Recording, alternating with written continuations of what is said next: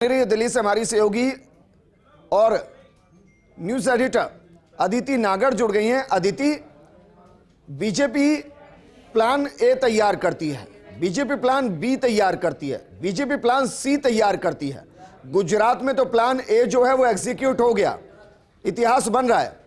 हिमाचल में plan B की जरूरत पड़ेगी, उसकी तैयारी ऑफिस में चल रही है।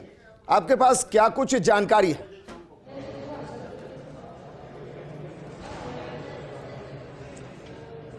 विजेंद्र, ये जो प्लान बी है ये आज तो केवल दिख रही है, लेकिन तैयारी जो पार्टी के सबसे वरिष्ठ नेता है, नाम लेना उचित नहीं होगा, मैं आपको बता दूं, आज से करीबन 25 दिन पहले एक बैठक हुई थी जिसमें हिमाचल और गुजरात को लेकर चर्चाएं हो रही थी और ये आकलन लगाया जा रहा था कि किस तरीके के नतीजे आएंगे।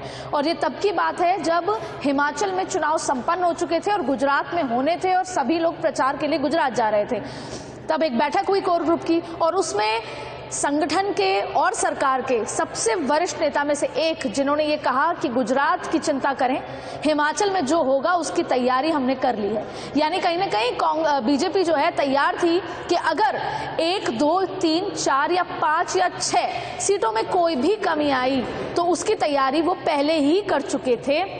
अब देखिए, बीजेपी की चुनौती थी कि इस बार बागी जमीन पे थे, बीजेपी की चुनौती थी कि ओपीएस जमीन पे था, बीजेपी के पास बहुत सारी ऐसी चुनौती थी, लेकिन आम आदमी पार्टी भी जमीन पे थी। आम आदमी पार्टी अभी तक खाता नहीं खोल पाई। लेकिन उसके बाद अब आप देखिए, जो ये अदर्स लिखा हुआ आ रहा है, ये अदर्स और कोई नहीं, ये कुछ घंटों बाद बीजेपी में चले जाएंगे।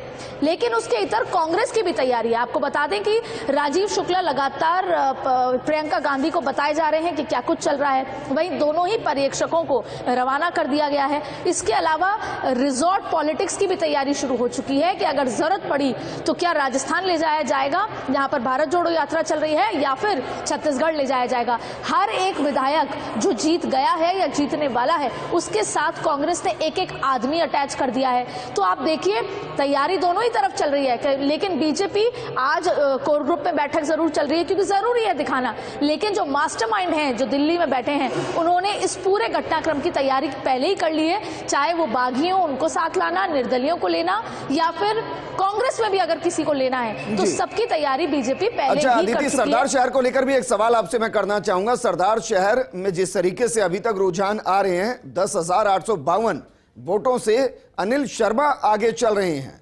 मेरा सवाल यह है कि बीते बाई इलेक्शन को अगर देखें और राजसमंद को छोड़ दें तो दिल्ली तक ये मैसेज तो जा रहा होगा कि देखिए, बीते 3 साल में बाई इलेक्शन जीत ही नहीं रही बीजेपी।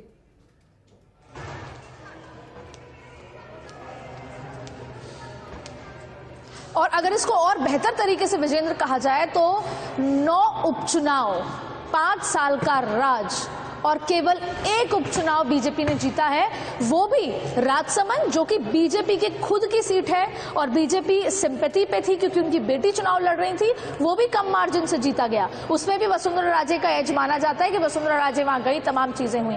लेकिन 9 उपचुनाव, 8 उपचुनाव कांग्रेस के खाते में, 5 साल में एंटी इनकम्बेंसी हो जाती है सरकार के लिए। तो ऐसे में बीजेपी के लिए यही वजह है कि जब कोर ग्रुप की बीजेपी की बैठक होती है तो सभी नेताओं को डांटा जाता है और उसमें खास तौर पर यह बात होती है, चाहे फिर वो नेता प्रतिपक्ष कटारिया ये कहते हैं कि जब संगठन कुछ तय करता है या कुछ भी होता है तो हमसे पूछा नहीं जाता। वल्लभ नगर के चुनाव के ग्लिच को लेकर बात होती है। अदिति, लेकिन उन 8 का जिनका जिक्र करें, मैं बस ऐसे ही करेक्शन के लिए बता रहा हूं क्योंकि बीजेपी तो नहीं जीती वहां पर, कांग्रेस भी उनमें से एक में नहीं जीती थी। वो खिमसर सीट थी, नारायण बेनीवाल जीते थे वहां से, हालांकि बीजेपी वहां हार गई थी। मेरा सवाल आपसे, मूल सवाल यह है कि यह मैसेज दिल्ली तक तो जा रहा होगा, क्या दिल्ली आलाकमान प्रदेश बीजेपी को लेकर गंभीर है?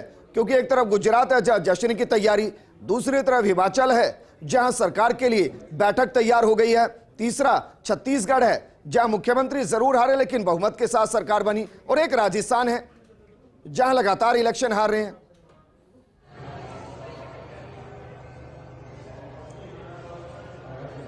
देखिए, पहले बात गुजरात की छोटे संक्षिप्त में कर लेते हैं। देखिए, गुजरात के साथ आयरनी देखिए, अगर एक पूरी बड़ी पिक्चर देखी जाए तो कांग्रेस में जो वोटर का माइंडसेट है, वो माइंडसेट है कांग्रेस, जो बीजेपी, जो वहां के वोटर का माइंडसेट है वो कांग्रेस की तरफ है। लेकिन अब कांग्रेस क्या कर रही है, एक तरफ तो आपने प्रभारी बनाया अशोक गहलोत को, और प्रभारी बनाने के बाद पिछले घटनाक्रम में जिस समय वो प्रभारी रहे तब आपने उनको राष्ट्रीय अध्यक्ष वाला इशू हुआ, उसके बाद उन्होंने अपने ही स्टेट में आपने उनको कमजोर किया। दूसरा बार रघु शर्मा हुए जिसको लोकल लीडरशिप पे इतना इशू हुआ। अब अगर आप बड़ा पर्सपेक्टिव पूछ रहे हैं तो कांग्रेस का अपने इतिहास में सबसे कमजोर प्रदर्शन इस बार गुजरात में रहा है, सबसे ज्यादा कमजोर प्रदर्शन। और बीजेपी ने इतिहास बनाया है, खुद का रिकॉर्ड तोड़ रही है।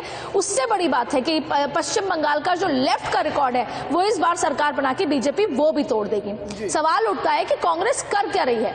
जहां पर हिमाचल में वो जीतती हुई नजर आ रही थी वहां पर राहुल गांधी नहीं गए।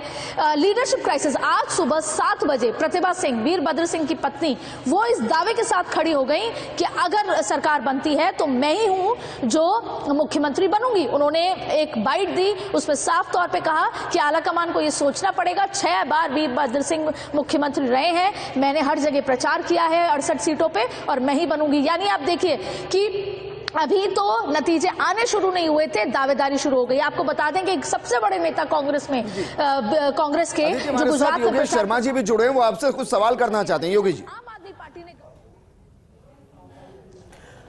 अदिति क्या लगता है कि गुजरात के अंदर मुख्यमंत्री बदला गया, पटेल को लाया गया, और दूसरा वहाँ 38 के लगभग टिकट भारतीय जनता पार्टी ने काटे, बड़े बड़े नेताओं के काटे, ये 2 बड़े फैक्टर गुजरात के अंदर हुए, तो वो परिणामों के रूप में पाटीदारों को लुभाया गया। पिछले चुनाव में पाटीदार खिलाफ थे, इस बार पाटीदार चाहे लेवा हो चाहे कड़वा हो दोनों ही बीजेपी के साथ दिखे।